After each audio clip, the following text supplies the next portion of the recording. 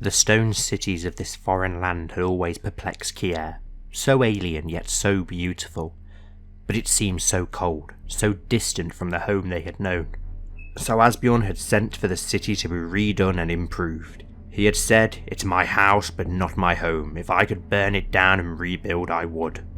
Alas, lacking the gold or the patience for such an undertaking, he sent for Kier to bolster its defences and expand upon the city walls of Asbjornborg. He had spoken of Jorvik and how it had been done there.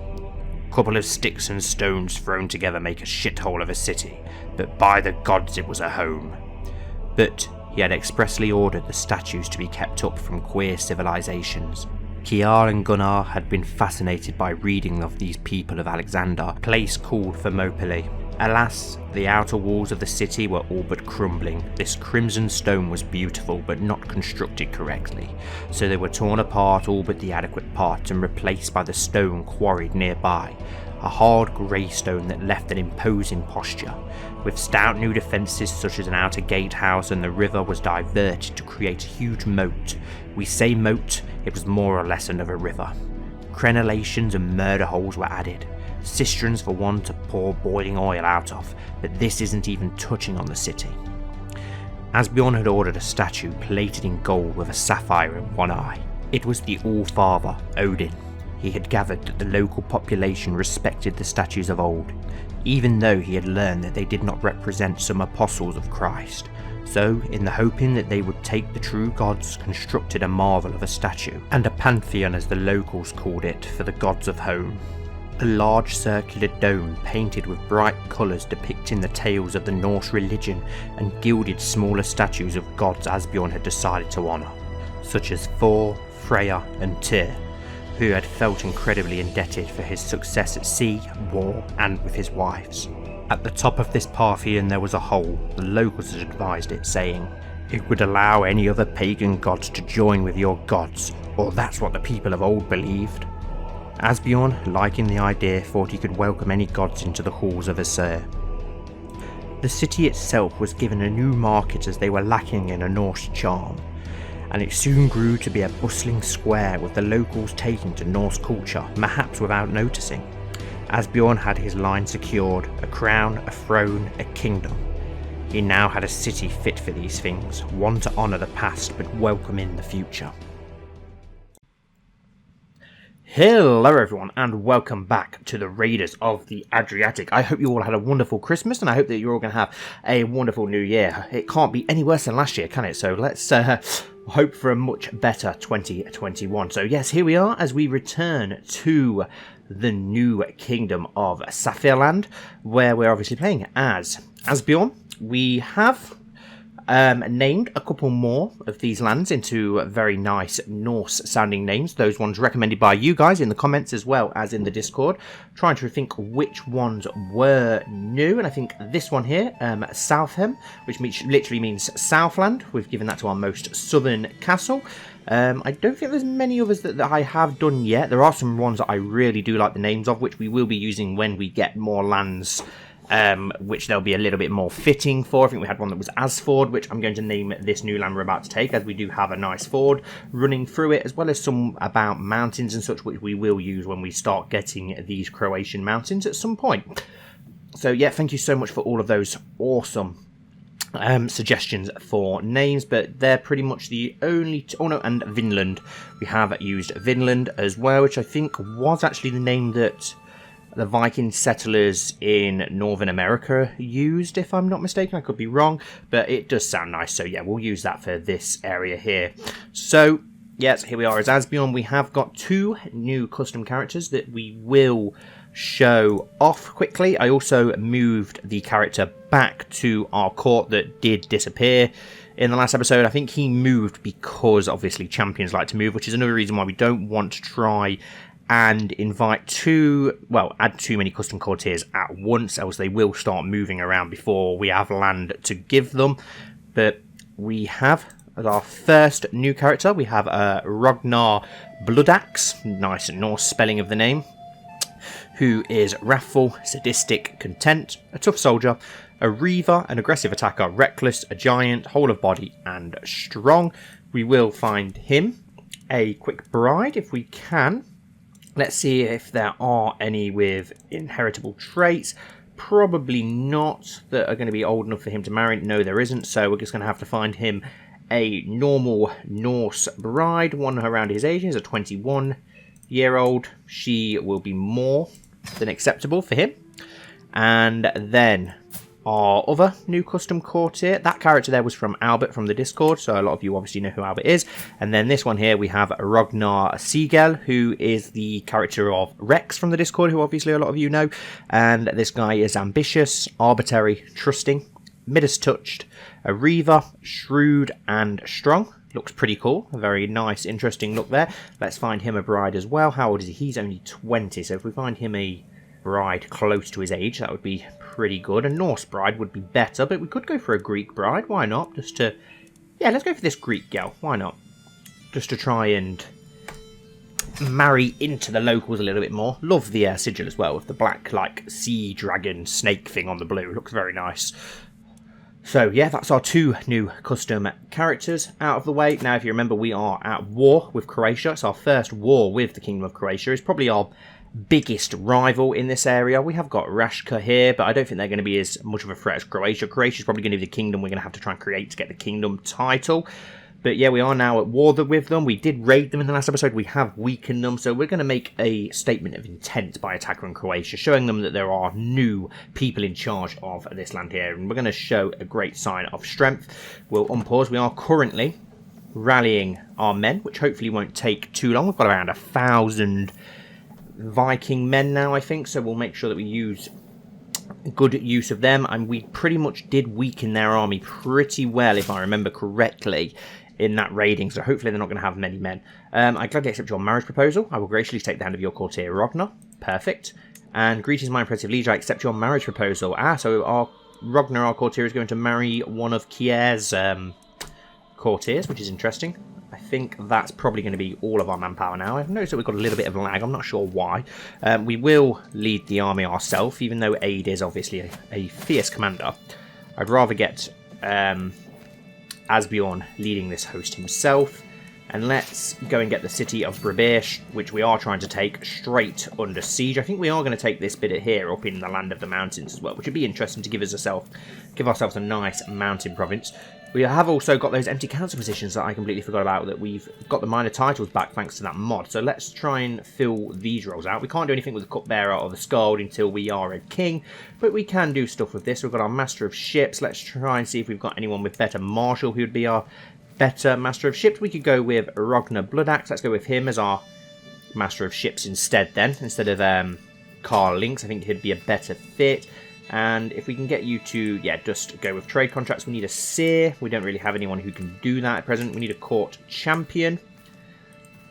Let's have a look what we've got in the way of decent fighters for our court champion. We've not really got anyone. We could go with Petar, but he's not Viking, is he? Then again, he did convert. So, yeah, why not? He has converted, so why not? Then we've got Ragnar Sigel as our tax collector, who, yeah, we'll just go with normal taxes for now. We don't want to upset people. Protect liege or lead knight. Now we'll get you to protect your liege. And obviously we can't do anything with a seer at present, but we will do at some point. Right.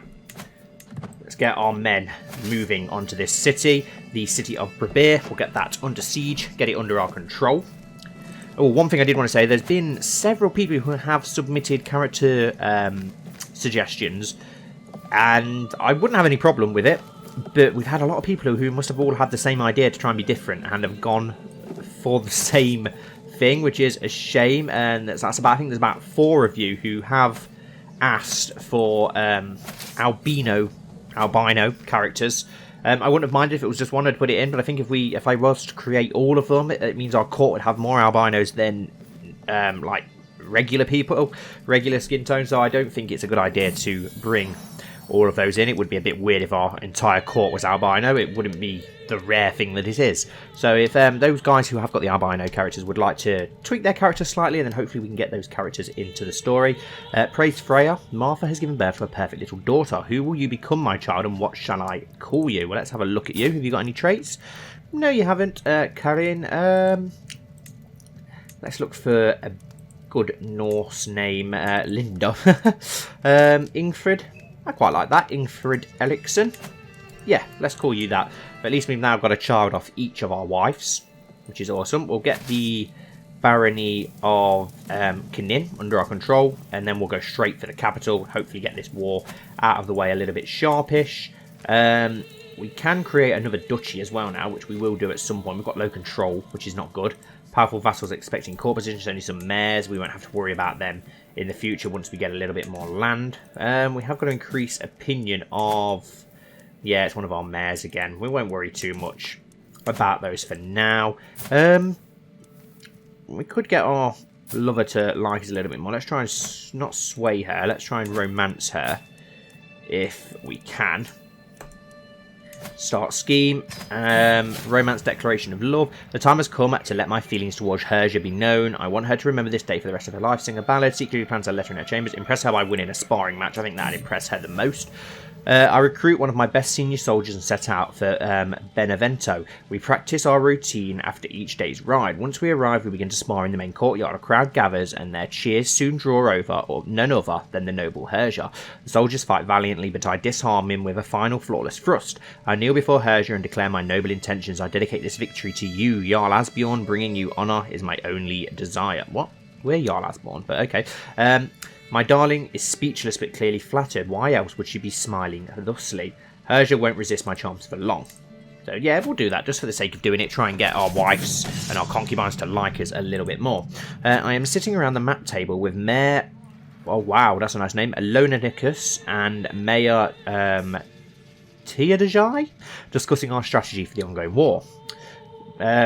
Whoever he is bangs his fist on the table and loudly proclaims we should charge the enemy directly, crush them with the sheer might of our armies.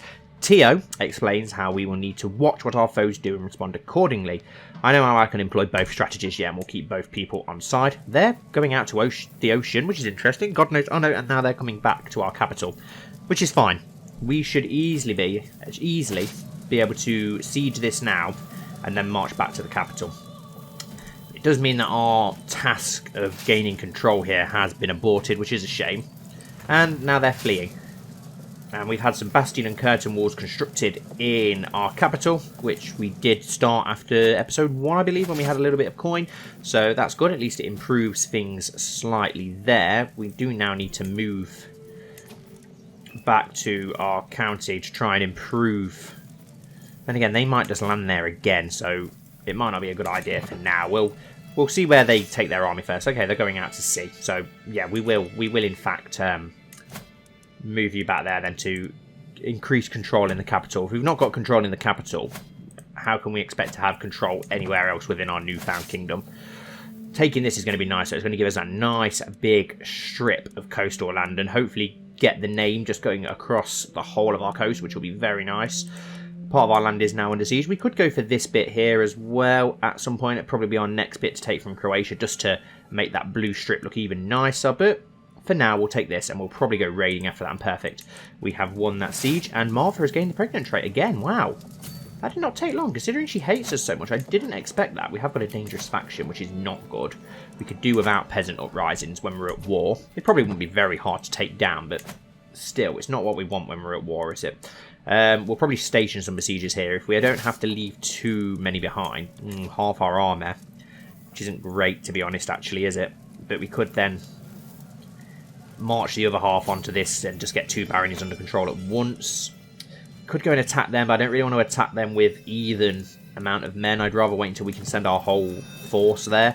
Let's get someone in control of this army. Do we have another siege leader? I don't think we do. So we'll just put Aid in charge of that for now. And we'll get both of these under siege as quickly as possible. While they're doing that, let's have a little look at what's been going on in the British Isles with the rest of our Scandinavian friends. So it looks like Jorvik and the Kingdom of Northumbria did completely fall to Jorvik, and then the northern area has fallen to Ivar the Boneless as well. So the British Isles look to be half under Viking rule. East Anglia, though, seems to have stayed under the control of the Anglo-Saxons, which is interesting. So it's going to be interesting to see what happens in the British Isles. Not that we're going to take much part in that, but it's interesting to keep an eye on anyway. And King Alfred is the King of Wessex, as always. It's very rare that his brother doesn't die. And perfect. Count Kier of Odinrith has finished the promote culture task. Perfect. So he's done that up in the Quiet Islands, or whatever it was called, in that land where our diplomat is landed. So let's send him to promote our culture somewhere else that it hasn't been done yet. So we've done up here. Let's get him to do his own lands in Odin's Drift. Really, really promote that Norse culture. Start getting the locals, the Greeks, the Croatians and the Serbians on our side. Okay, we've got an army marching left, and Siege of Morco has been lost, so they have managed to take some of our land. That's fine, because as soon as we take the capital... we've got the wrong commanders in charge of each of these armies. I'd rather have... Let's just change this round. Let's put Patar in charge of that, and then, sorry, Aid, but we want us to be in charge of this, because we want the capital to fall as quickly as possible, and then we'll get Aid back in charge of that. Perfect, and then we'll be able to, hopefully, once we take this land, we'll be able to land yet another one of our councillors. I believe it was Aid, actually, who is next in line to get landed, isn't it? Because I did say that we was just going to go in order. So, yes, it will be Aid next, and then our Spymaster Talir will be the next one after that, and then we can start finally landing the custom courtiers. We may even get... No, it'll only be one barony here, won't it? Which is a shame. Exploring the area. On occasion, I like to take walks around my residence, but today I was feeling adventurous and decided to venture a little further than I usually do. With a few trusted guards, I made my way through the wilderness after a couple of hours' walk from my house and spent time admiring the scenery. I even relaxed by a small stream and drank its fresh waters. All in all, the change in scenery had done me some good, for when I returned home later in the evening, I was in a very pleasant mood. I should do this more often. We lose 35 stress, which is... awesome. That's perfect, actually. Perfect. They've actually marched their army back here to lift the siege, which is perfect. So once one of these falls, we can gain our armies together and storm down from the mountains. Is this a nice, like... Oh, yeah, it's a nice, like, lake, well, stream running through the mountains, which is very nice. I'm sure we could come up with some nice Norse-sounding name for that area. And, wow, Martha has already given us another daughter. And she's been born with a hail trait, which is awesome. I don't know if I like the name Sarah. I'm guessing it's Sarah. It's not. Let's go for a good Norse name. Vigdis Eriksson. Beata. I quite liked Beata, actually. I wish I'd kept that now. Let's have a look if there's anything else. Katarina. Maria Eriksson. Yeah, why not? Let's go for that. Maria Eriksson doesn't sound too bad. Another daughter. Wow. Impressive. So we've got, is that our third or fourth daughter? Then we've got our two sons. I think it's our third daughter, isn't it? Oh, they've raised one man over here. That one man, he's going to make a huge difference, isn't he? And perfect, we've managed to win both of those sieges. Let's march our armies to meet up in this city and join forces and then crush the enemy host. We'll let Asbjorn lead that himself. We're being raided, which is not good. Who are we being raided by? Let's merge these armies together and get Asbjorn leading it. And let's try and march through these mountains and attack them. They've got a defending army, but we've got better commanders, more soldiers, more commander traits, and a higher quality troops. So it looks like we are going to be able to smash, hopefully, this host and make quick work of them. Our champion Aid Erksman was wounded by an enemy soldier. That's not good, but at least he wasn't killed. And yeah, we absolutely destroyed their army, which will hopefully give us a very nice amount of war. Oh, perfect. And we even managed to capture a very, very important hostage. So let's end force demands. Perfect. To the vile Jarl Asbjorn, may your wisdom ever elude you. You are a much greater foe than I imagined. In order to put an end to this bloodshed, I will comply with your demands. So be it. Perfect. Look at that. Safrialand looks beautiful now. It'd just be nice to get this little bit that I was saying before, just so the name spans the whole way along the coast. But that does look a hell of a lot better. We are being raided, though, down here, so we are going to have to... Let's try and take care of those raiders. At least then we'll be able to disband our armies. How did that victory go? We only lost 65 men, which is perfect, and slaughtered most of their host. We are now above our domain limit, so we will be giving away this barony here, the barony of Kinin, which we will change the name of. It looks like a decent barony as well. We will give that to... Where are you, my friend? Aid Erksman. Let's grand title the County of Kinin. Perfect, there we go. Aid Fionson Erksman became your vassal. Perfect, that should hopefully make him like us a little bit more. He already has a daughter as well, doesn't he? Which is even better. But perfect. Gets us back under our domain limit. It gets us another, hopefully, very loyal and powerful vassal. What other issues do we currently have? Wars that we can declare. We can create that. Yeah. We need to... a designated guardian for Freya, our daughter, who is pretty and charming. She's very impressive in diplomacy. We could send her to Bjorn Merkchad, who would be pretty good, actually. He probably would be a decent option, to be honest, if not our wife. Do you know what? Considering he's got such good diplomacy skills, yes, let's send a proposal that he becomes her guardian. And a task is also finished, which is good. Which one was it? It was the improved control, I think, which didn't take too long, thankfully. So let's... God, I hate when it does that and it slides over, but I don't like not having it on. Let's send you to increase control in... Yeah, our newest lands, as they are so close to the capital. Let's get those under our control. Let's go take care of these raiders, if we can. We may not get there in time. Let's just cross some of these off. I am worried about that faction as well, which could be a risk to us. Hopefully we can... Hopefully it wouldn't be too strong if not, though. But our lands look a lot more impressive now, which is nice. And here we go. To the brash Jarl Asbjorn. We've been burdened with your oppressive laws for far too long. No more. We are done paying you taxes. Once your coffers dry up and your larders are empty, you will wish you were treated as more fairly. Never a peasant's lot is to serve their lord. Rally the troops. Okay, and wow, there is actually quite a lot of them. But, thankfully... they are spread out well, so if we can attack them all bit by bit and scatter them before they can unite. There's one destroyed pretty quickly, and then we'll march straight onto the others and end this peasant revolt as quickly as possible. I don't think we lost... No, we lost 8 men, which is perfect, and slaughtered the entire host of their army. They do have... Wow. Wow, this could be dangerous. We are defending in the mountains, though, so we get that bonus. They are going to have more men if the others decide to join them, but they... Looks like they are going to join, but it's going to be far too late. We will come down harsh on these locals as well. The enslaved, the thralls, obviously digging up those very precious sapphires for us. And, wow, war declared to the cocky Jarl Asbjorn. Your false religion has kept your subjects in the darkness for too long. In the name of God, I shall bring the true faith to them and free them from your blasphemy. Okay, who are you, my friend? Oh, okay. He's actually pretty powerful, which is not good.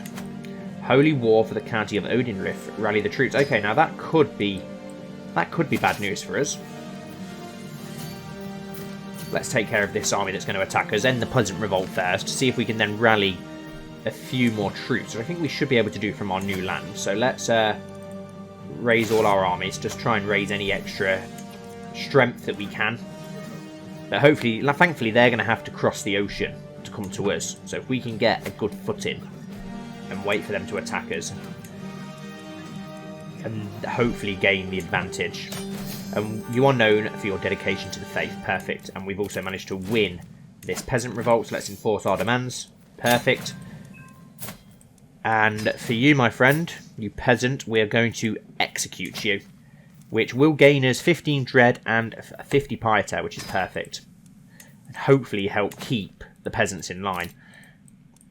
Right, let's move our men into Odin's Rift, because that's probably where they're going to attack us from. That's the land that they want to take, so it'll probably be our best to try and defend from that. We can convert to attacker's faith. No, I'm not going to do that, because we are very religious, so I don't really want to do that. Maybe in a few generations or so. Romance intruder. Every time I close my eyes, I see Hergé's face. Sleep will not come. I cannot wait another moment. Cloaked in shadows, I make my way to the garden outside her living quarters. Oh, this is the one you get all the time. The sight of Hergé's chamber's window makes my heart stutter. So close and yet so far. But wait, who is that climbing up the tower? The shady figure stops by Hergé's window and unlatches the shutter. Well, I'm sure she's going to be able to defend herself. She's a very feisty Viking woman, a shield maiden, of course. My beauty is in danger. I must save her. Yes, we must save Hergé. The sounds from the struggle above is the greatest motivator I have ever known. Without care for life or limb, I hoist myself through Herja's window. The scene that meets me is not what I expected. Overturned furniture, shredded curtains, and Herja standing over an unmoving body with a bloody dagger in her hand. Herja, are you alright? I ask cautiously, as if my words were a spell. She finally unfreezes and throws herself into my arms. Thank Odin you are here, Asbjorn. I'll never let you get into harm's way again. We gain 75 prestige from that, which is nice. One sweet kiss is the only reward. No, we want to romance her. She becomes our soulmate. Very nice. We do have a little bit of gold if we needed to employ some mercenaries. The graveyard. While travelling, I come across a modestly sized graveyard serving a small town in my realm. Out of respect for the dead, or at least a sense of obligation, I pay my respects to the dead. To think that even in a humble settlement like this, that so many generations of people could have passed and gone by. Truly, it is a profound thing to reflect on those who come before us. We gain 10 piety. We've got quite a lot of piety. We've got a lot of prestige as well, actually. It's a shame that we can't create men-at-arms regiments with prestige, like I was pretty sure that you normally did. So with Vikings, but we could hire some mercenaries. Well, wow, these are expensive mercenaries. Is there any mercenary? Wow, they are all insanely too expensive. Oh no, okay, we've got one here, 755 men, 141 gold. The Lombard Band of Oravito, they're bowmen. They could work. We've already got 800 men. That person who is attacking us, how strong were they? 1300. They're allied. They do have an ally who is fairly strong, but not overly strong. That mercenary band would probably help us, to be honest. That would probably give us enough manpower to sort these out. So, if we did get a little bit more gold, we'd get one of these. Then again, they don't have as many men, but I don't know if bowmen will be enough to win us this.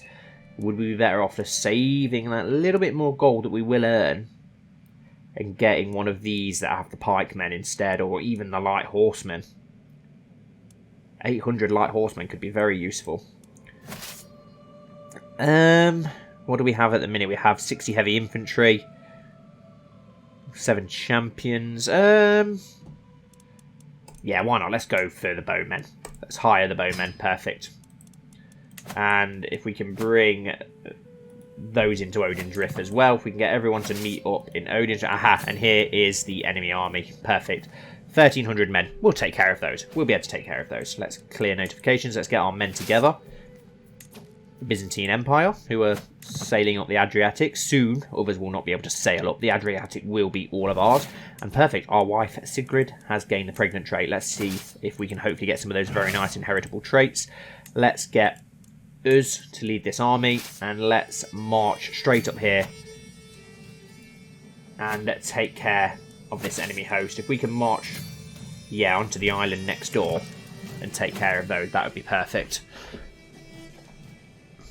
Hopefully it'll work in our favour and we can get a great victory there, pushing them out of our lands. Holy Wars is going to be a problem in the future, but just as it will be a problem, it could also be very good for us when the Crusades and such start. Right, let's have a look at this mercenary point that we can now get. Right, so soldier of less foot, mercenary hire, cost less, a man's home controlled. Well, considering we're at war, we could probably do with some better of these strategies. Living off the land would gain us raid speed and supply capacity plus 200. Organised march makes us just a little bit quicker. Parthian tactics, light cavalry, heavy. Well, we don't really have much cavalry, so it's probably not going to be a huge bonus to us. We'll go for living off the land. Better supply limit, and it'll work in our favour in the future as well when we start raiding a little bit more. We just go to the island next door for now, just to try and scaremonger them away from our lands. I don't want to go head to head with that river crossing, well, that channel crossing, because that's probably not going to work great for us. Is there any way that we can get here without going directly into battle with them? Doesn't look like it is. It's all one county. And that is too close to call, to be honest. The chances are even. We have more army commander traits, more soldiers, more men at arms. But if we were to lose that, That would be crushing. We'll take the gamble. We're Viking. We're Norsemen. Let's take the... Yeah, and the gamble's paid off. They were going to try and retreat. Come on, we can win this. They have 6 knights. We have 9 champions. We've got all those bowmen. Let's rain arrows down. Oh, and we've absolutely annihilated them. That is absolutely perfect. A great victory, which gives us 15% war score. We only lost 191 men compared to their 495. Perfect. We absolutely... We've took a third of their army, just like that. Let's chase them down and finish them off. Can we offer white peace? Maybe they'd be willing to accept... No, they will not accept white peace. That's fine. We'll have to finish you off a little bit better then. We'll stay in our own lands for now. Keep our supply limit. And we'll hopefully try and push them out. Are they at war with somebody else as well? They're attacking King Louis the Younger of Italy in Independence War. Well, that's very foolish, isn't it? Because... Italy are probably going to... Yeah, Italy's got over 2,000 men. Italy's going to completely crush them. That's perfect. That works in our favour. We can literally just stand here and let them be crushed by Italy.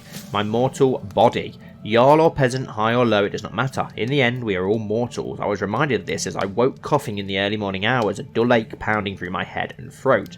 Send for a physician now. Yeah, we do need a physician. The ones that we got offered in the last episode were a little bit... Well, they were a bit shit, weren't they, to be honest, so neither of them served. Finally, my servants have found some people who might be fit to serve as court physician. Let's have a look. A Catholic Visigothic who is scarred, a schema. I don't trust this guy. And then we've got this guy who's a Catholic Anglo-Saxon who also isn't a physician. Both fail to impress me. But I think we will end episode 3 of the Raiders of the Adriatic right here, guys. So thank you all so much for watching. I really hope that you've enjoyed as much as you have the last few episodes. Please don't forget to like and comment down below if you have. It would really help me out and I would appreciate it so much. Don't forget to also join the Discord. We'd love to have more of you in there. The amount who have joined since this series started has been amazing. We've had a lot of people join, which I've loved. We've had some great new members of the community, and I'd love to get even more of you in there. Thank you all once again for watching, and hopefully I'll see you all very soon for the next episode.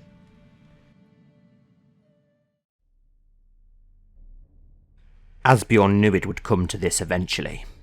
It always did. He and his raiders had now taken a substantial amount of land spanning the entire eastern coast of the Adriatic Sea. Norse longships now prowled freely up and down the Adriatic, striking fear into all who inhabited its shores, landing where they pleased and taking all they desired.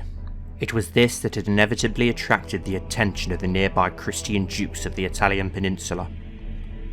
Just like their northern counterparts in the lands of Francia and Britannia, these foolish Christians believed their god would lead them to victory against the heathens, expelling them from their lands. A host 1,300 strong, led by some zealous fool by the name of Duke Guy, had landed upon the Isles of Armagir, and instantly put the castle of Asbjorn's diplomat Gunnar under siege. Upon hearing the news, he marched his 900 battle-hardened men, fresh from victory in the southern peasant revolts, northward, to lift the siege and throw this religious fool and his army back across the sea. No matter how much faith Asbjorn had in his warriors, however, they would still be massively outnumbered. He had no doubt that his men would win, but at what cost? He intended to use the vast wealth he had acquired to hire men to fight for him. The best of this plan was the mercenary company he had employed, made up of 800 bowmen, were Christian Lombards, proving these zealous fools were no different from the Norsemen. For the right price, they were willing to kill their own. It was funny, wasn't it? The Christians spoke of how noble they were compared to the Norsemen, how their religion was the true one, a peaceful one, yet they fell to the exact same thing that everyone else did, that greed for gold and power, that insatiable lust. It was more common with the Christians than the Norsemen, if truth be told. The battle that finally ensued could barely be called that. Nothing would ever be sung about it. It would never be worthy of Odin's warriors. It was a slaughter, if nothing more. How many had he even lost? Possibly less men than he had killed by his own hand. The archers had done their job, almost too well, being located on the hills behind his shield walls. Their flaming arrows rained down upon the columns of Christians, killing them in their hundreds. Christians slaughtering each other. It made him laugh. Then the Norsemen descended upon their enemies. Asbjorn's axe was singing in his hands as he led his men in a charge. It cut through dozens of men, with him having to barely fight them. Already after a few minutes of battle, the forces of the Duke began to retreat, but Asbjorn and his men didn't relent and hunted them down. Every one they felled would serve as a reminder of who the true masters of this land now were. Eventually, the Duke and his battered forces managed to escape. Asbjorn, covered in blood and his axe stained red, lifted it and gave a mighty cry, but even as he did that, a few small coughs escaped his mouth.